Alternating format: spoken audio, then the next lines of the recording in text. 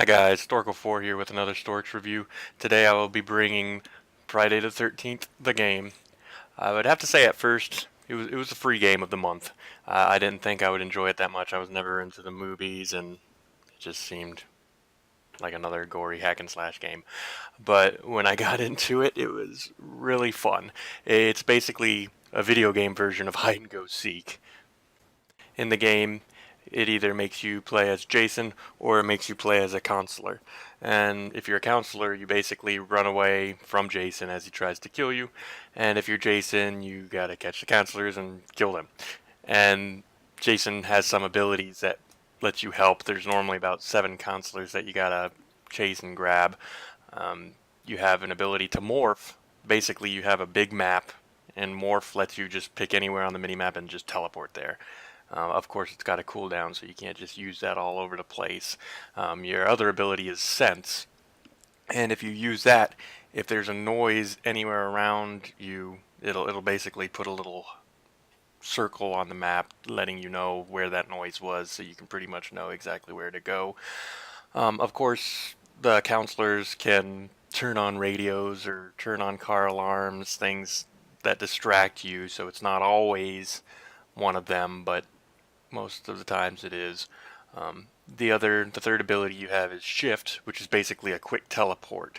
So it's not like morph where you can go from one map to the other map. It's if you see someone 100 yards away, you can teleport right in front of them. The other ability is stalk.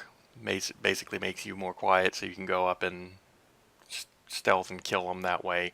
And the last ability is rage. With rage, basically, if a counselor goes behind a door, you have an axe, you can just start hacking at the door. They can barricade the doors, they can do things to slow you down, they can jump out windows. If you have an axe, you can break windows to that way if they jump out the window, they hurt themselves. If they barricade the door, you have to hack at the door a couple extra turns.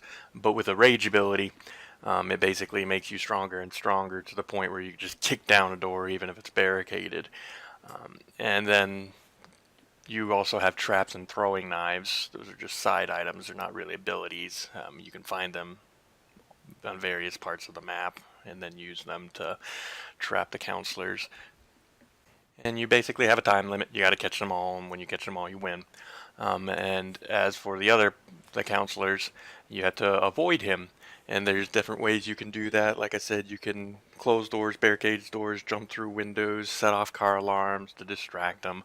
One of the main ways to win is either calling the police without Jason catching you, or fixing a car. Once you fix the car, you can drive away. There's boats you can fix to sail away. And of course, each counselor has different stats. One might repair faster than others, one might run faster than others, one might be more quiet than others. So at first I thought it was going to be a very simple game, but there's a whole lot of things you can do with it, and there's lots of different Jasons you can choose from. You can get experience from how well you do, and you can level up the different types of kills you do, and you can level up weapon techniques, and there's just a lot of things you can buy with the experience you get in the game. And like I said, I was never too big into the movies. I think I may have seen one. I've definitely seen clips of various ones. I've seen the Freddy versus Jason one, but I've never really seen just a Jason one.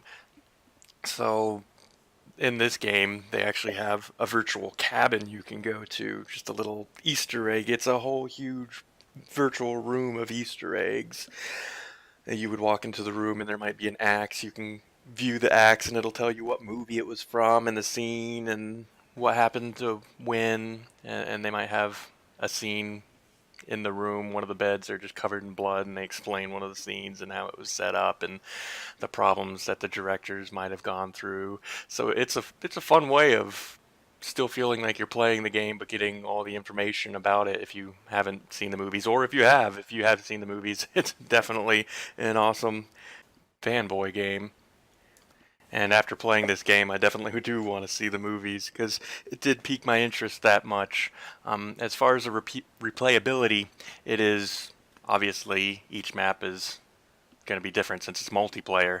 So get tons and tons of replayability. And as far as multiplayer, one thing I really enjoyed about this game is that it does have single player. Normally when I play games like this, the first thing I thought when I saw this game was, oh, it's going to be competitive play just like Fortnite, and there's no way to play single player, there's no way to get better, you just have to jump in and die 50,000 times. But this one actually does have single player mode where you can play against bots, and it also has challenges, so even if you get sick of playing single player bots, you can do challenges and try to kill certain bots certain ways, and then once you get really good you can play against other people. Another thing that's good about this is when you play in single player mode, it actually gives you experience too. So when you do multiplayer, you'll actually have the abilities that you can buy with your experience. Obviously, the kid appropriate, I would say no. I'll just go ahead and say that.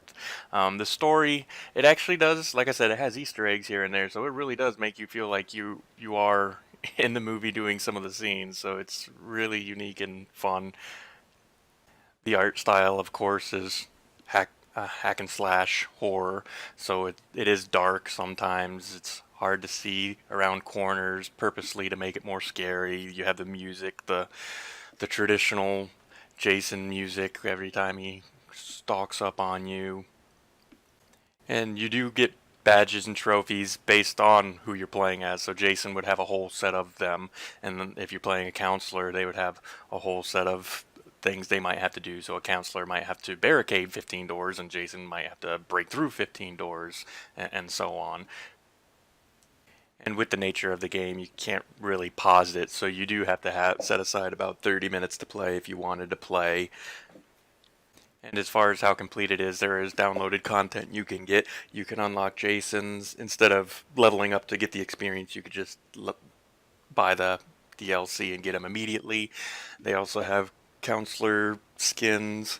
You might be able to make them wear certain swimsuits or certain 80s style clothes. I'm not sure about the value of that. I'm not really one for cosmetics, unless if you can get them with in-game tokens. But it's the free game of the month, so it's definitely worth the value. I think it was on the market for $39.99, and after playing it, I would definitely buy that. I wouldn't have bought it without playing it, but I do think it's definitely worth $40. You can enjoy it, and of course it's even more value when it's free. So I would say go ahead and have fun with it. That being said, we are playing this with the Couch Warriors. I will put that link down below so you guys can watch us have fun playing it together. And that's it for my review. And thank you for watching. Hope you enjoyed. And hit that like and subscribe button. Thank you.